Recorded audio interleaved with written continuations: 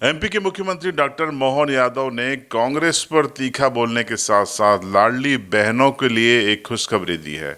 जी हां, आज एक प्रेस कॉन्फ्रेंस को संबोधित करते हुए उन्होंने कहा कि बीजेपी का जो संकल्प पत्र है उसके अनुसार हम 3,000 रुपये लाडली बहनों को देंगे और क्रमिक रूप से देंगे। उन्होंने ये ऐलान भी किया कि दिवाली 2025 से 1,500 रुपये लाडली बहनों के कर दिए जाएंगे और उसके बाद फिर क्रमिक रूप से बढ़ाकर 2028 की वित्तीय वर्ष शुरू होने तक ये राशि 3,000 रुपये कर दी जाएगी।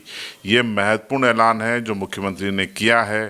पहले सुन लीजिए प्रेस कॉन्फ्रेंस में उनका ऐलान।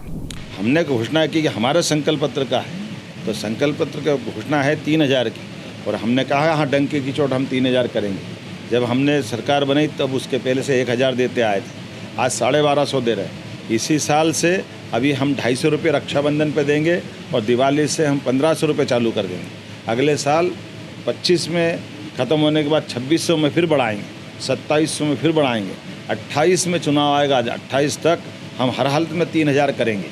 ये चोरी नहीं है, ये हमारी उनके प्रति वचनबद्धता है जो 5 साल में पूरा करने का संकल्प पत्र होता है। जिसको ये समझ नहीं है वो ऐसी नादानी की बात करता है, जिसको समझ होगी वो सब समझता है। तो आपने सुना मुख्यमंत्री डॉक्टर मोहन यादव ने किस तरीके से लाडली बहनों को लेकर ये महत्वपूर्ण ऐलान प्रेस कॉन्फ्रेंस में किया।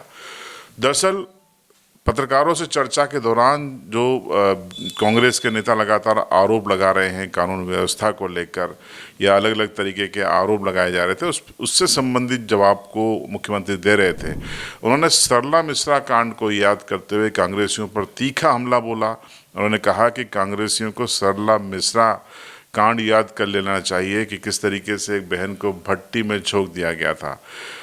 अय्याशी करने जैसे आरोप कांग्रेस को लगाने के पहले अपने गिरेबान में झांकना चाहिए, ये भी उन्होंने कहा।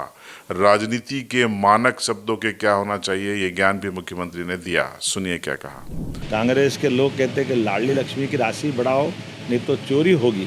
अरे पाप लगेगा, तुम तो डाके डालते थे, तुमने तो कभी 2 कौड़ी की कभी चिंता की नहीं। तुम्हारे टाइम तो बहनों को भट्टियों में टुकड़े करके सरला मिश्रा कांड भूल गए कांग्रेसी, जिनके टाइम पे बहनों के साथ ये व्यवहार हुआ था। कांग्रेस के अध्यक्ष को शर्म आना चाहिए। जिस भाषा से उनने बात की है, मैं आपके माध्यम से वो जवाब देना चाहता हूँ कि राजनीति करना है, मर्यादा में करना चाहिए।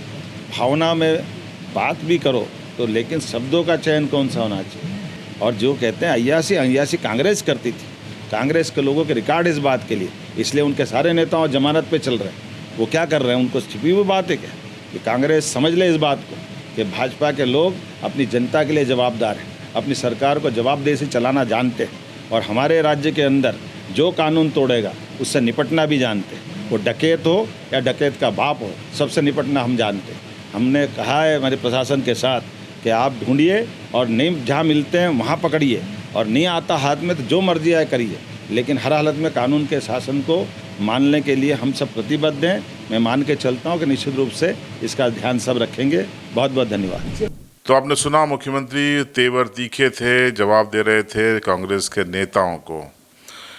मध्य प्रदेश में चुनाव हाल फिलहाल नहीं है, लेकिन 1.5 साल के आसपास की सत्ता डॉक्टर मोहन यादव की हो चुकी है और अब सियासत धीरे धीरे मध्य प्रदेश की गरमाएगी और पलटवार मुख्यमंत्री ने किया है। जीतू पटवारी लगातार जिस तरीके से बयानबाजी कर रहे हैं उसका जवाब यहाँ पर डॉक्टर मोहन यादव ने दिया है। अब आपकी राय कमेंट बॉक्स में आप ज़रूर बताइएगा। चैनल पर नए हो तो सब्सक्राइब कीजिएगा और बेल आइकन ज़रूर दबाइएगा।